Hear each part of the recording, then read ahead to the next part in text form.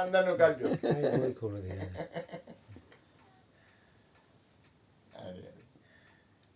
સતગુરુ મહારાજની જય.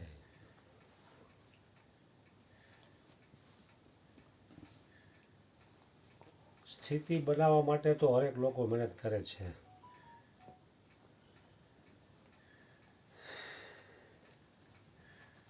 કારણ કે એના માટે પુરુષાર્થ પણ ઘણો જરૂરી છે. એમનો આફુડી સ્થિતિ કોઈની બની જાય એવું નથી. કારણ કે સ્થિતિ બની હોય એથી પાછું એનું ધોવાણ થઈ જાય સંસારમાં. થોડી ઘણી સ્થિતિ બની હોય ત્યાં પાછું વ્યક્તિ નીચે ઉતરી જાય છે.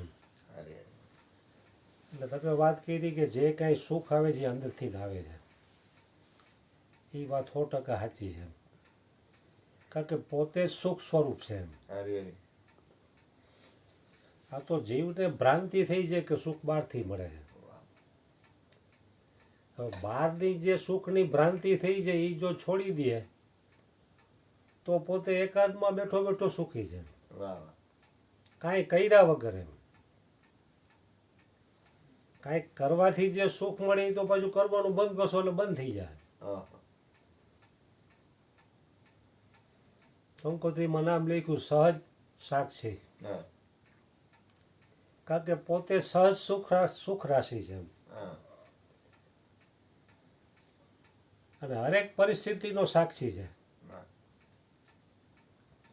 પણ સાક્ષીપણું ખંડિત થઈ જાય છે. સતત સાક્ષીપણું રહેતું વ્યક્તિ એની યાર ભળી જાય છે. એમ વિપસનામાં પણ આપણને એ જ અભ્યાસ કરાવે છે,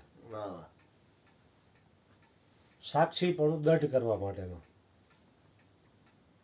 આજે તમે અહીંયાથી નીકળ્યા હતા, આમ ગયા હતા ખીચડીયા એટલે રંગપુર વાળા રોડેથી બારોબારથી જોયું વિપસના કેન્દ્ર.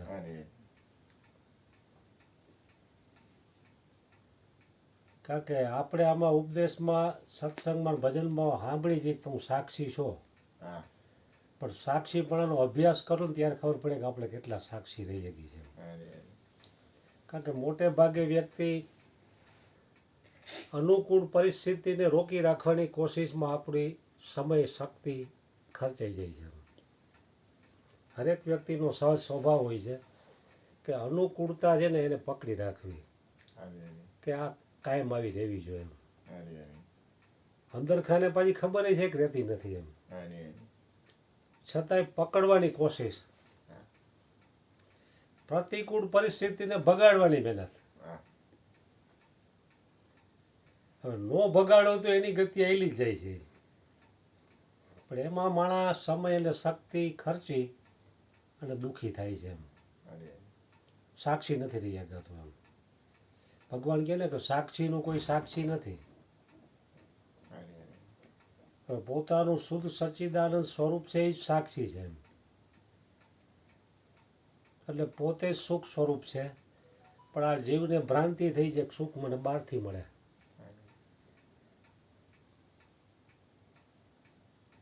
એટલે બહારથી મળે છે ભ્રાંતિ થઈ છે, એટલે બહારના સુખમાં જ મોટા ભાગનો સમય બરબાદ થઈ જાય છે. ભૂપેન્દ્રભાઈ પરમદી ઓલું ભજન ગાયું હતું, ટાળે મનની બધી ભ્રાંતિ રે ગુરુની કૃપા, આપે જીવને સાચી શાંતિ રે ગુરુની કૃપા. હવે જીવની તમામ પ્રકારની ભ્રાંતિ છે ને એ ગુરુની કૃપા ટાળી દે. ગુરુની કૃપા તો નિત્ય નિરંતર વરસતી જ રહે છે, એને કોઈ ભેદભાવ નથી, એ તો કરુણામય છે જ. પણ શિષ્ય ખુદ પોતે એની ભ્રાંતિ ટાળવા માટે તત્પર છે. એનામાં કઈ ઉત્સુકતા છે કે મારે મારી ભ્રાંતિ ટાળીને મારે મારું કલ્યાણ કરવું છે. એટલી જેટલી શિષ્યની જેટલી તીવ્ર તડપ અને લગ્ન હશે એટલું વહેલું કલ્યાણ થશે એનું. જેમ લૌકિક બાબતમાં જગતની વસ્તુ મેળવવામાં કેટલો બધો પુરુષાર્થ વ્યક્તિ કરે, એટલું આમાં નથી કરતો. કારણ કે ઓલો નફો નજર સામે દેખાય છે, અને આ નફો નજર સામે નથી દેખાતો, એટલે આનો વિશ્વાસ બહુ ઓછા લોકોને આવે.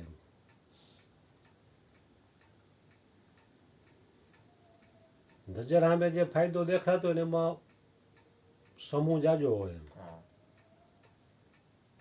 કારણ કે એ પાછો નાશવંત છે.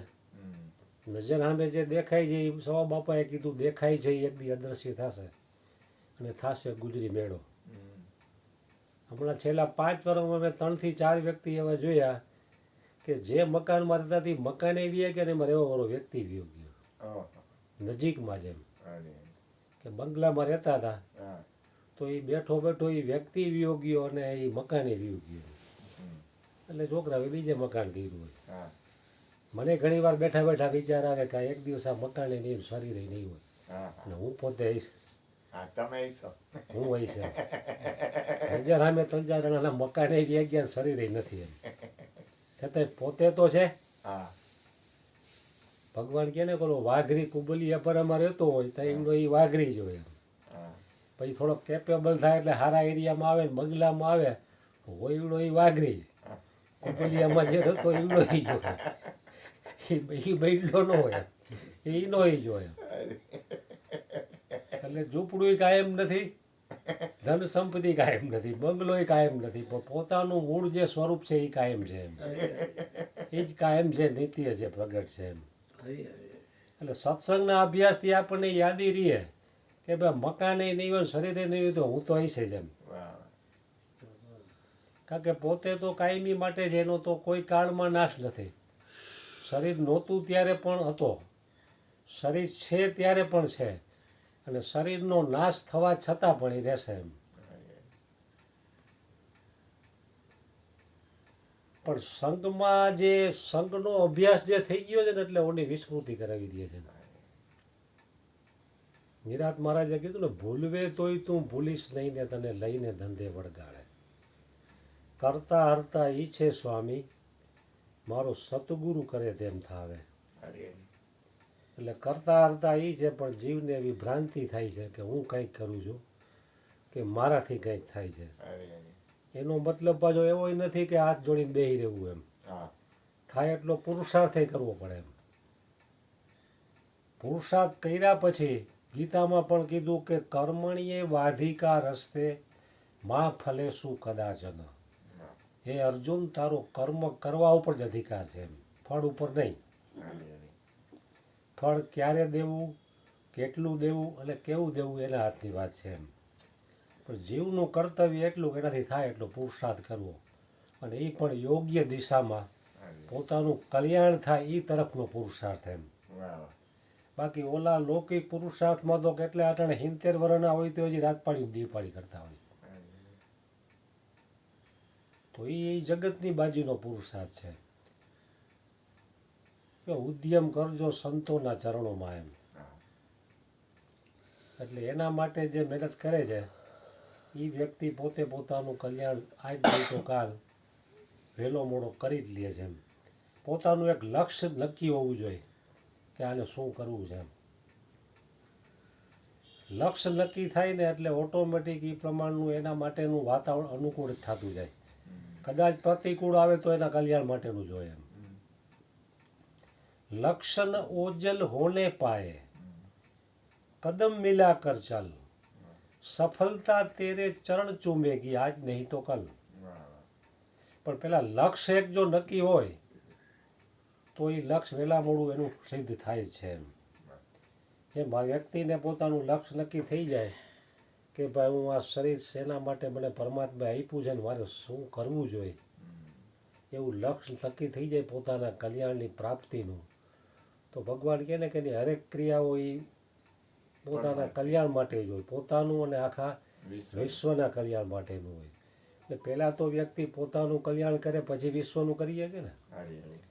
પોતે જ અંદરથી દુઃખી હોય તો એ બીજાનો સંગ કરે તો એને એ દુઃખી કરવાનો છે. પોતે સુખી હોય તો એના સંગ માત્રથી કાંઈ, જે સંત છે એ કાંઈ ન બોલે તો એના સંગ માત્રથી તમને સુખ શાંતિનો અનુભવ થાય.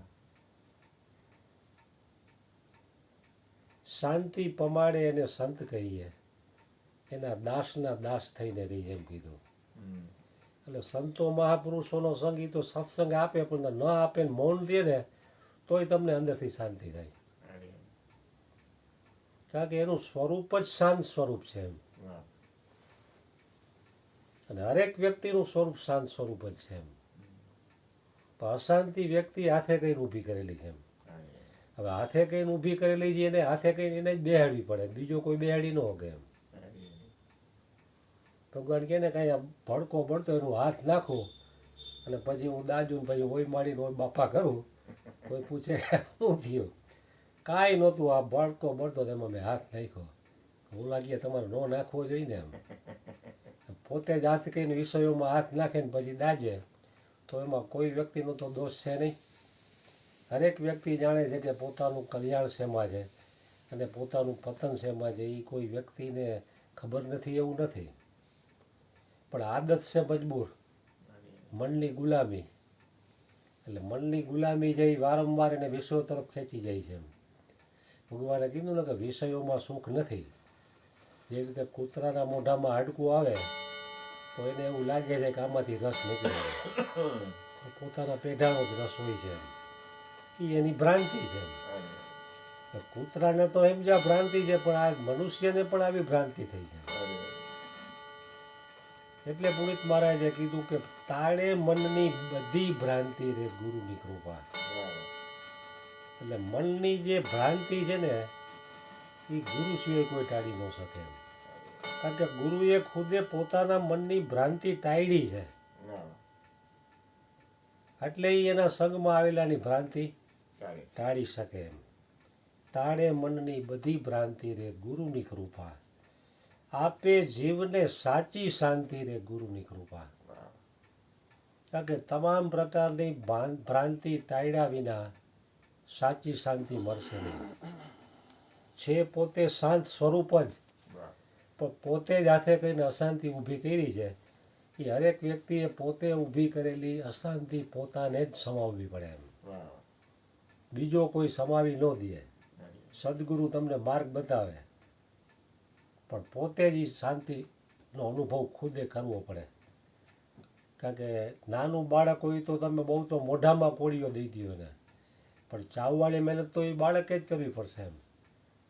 એ રીતે હરિગુરુ સંતો તો તમને રાહ બતાવી દે સાચો, કે ભાઈ આ રાહ સાચો છે અને આ રાહ પતન તરફ જાય છે, તું સ્વતંત્ર છો, તું જેની તરફ હાલવું એની તરફ તું હાલી જાય એમ. પણ પોતાને જો નક્કી હોય, પોતાનું લક્ષ્ય નક્કી હોય કે મારે મારું કલ્યાણ કરવું છે, તો એ વ્યક્તિ કરી શકે એમ. અને અશક્ય વસ્તુ કાંઈ નથી. આ અસંખ્ય મહાપુરુષોએ પોતાનું કલ્યાણ કરેલું છે. આપણી નજર સામે એના શાસ્ત્રોમાં દાખલા પીડ્યા છે. ભાગવત ગીતા, મહાપુરુષોના અનુભવો, સંતોની વાણી, એમાં બધા પુરાવા છે એમ. એટલે એવું જ નથી કે આપણે આપણું કલ્યાણ ન કરી શકીએ એમ. કારણ કે આ જીવ છે એ પરમાત્મા પ્રાપ્તિનો અધિકારી હતો એટલે જ એને મનુષ્ય જન્મ આપ્યો એમ. નહીં તો 84 લાખ યોનિમાંથી બીજી કોઈ પણ યોનિમાં ન મૂકી દે ને. પણ મનુષ્ય જન્મ મળ્યો છતાંય એ એવું વિચારે કે એ તો બાપજી કરીએ કે સંતો મહાપુરુષો કરીએ કે આપણું કામ નહીં, આપણે સંસારી. તો એ વ્યક્તિએ પોતે જ પોતાના પગ ઉપર કુહાડો માર્યો. ये कौन सा उकदा है जो हो नहीं सकता, छोटा सा कीड़ा घर में घर करे तो તું इंसान होकर दिलबर में घर न करे. એટલે મનુષ્ય માટે કાંઈ અસંભવ નથી. જે મહાપુરુષો થઈ ગયા એ અભ્યાસે કરીને, વૈરાગ્ય કરીને જ આટલી ટોચ ઉપર પહોંચ્યા છે. કબીરજીનું તમે બચપનથી એનું જીવન જુઓ તો એ કેટલા કષ્ટોનો સામનો કરીને આ પહોંચ્યા છે.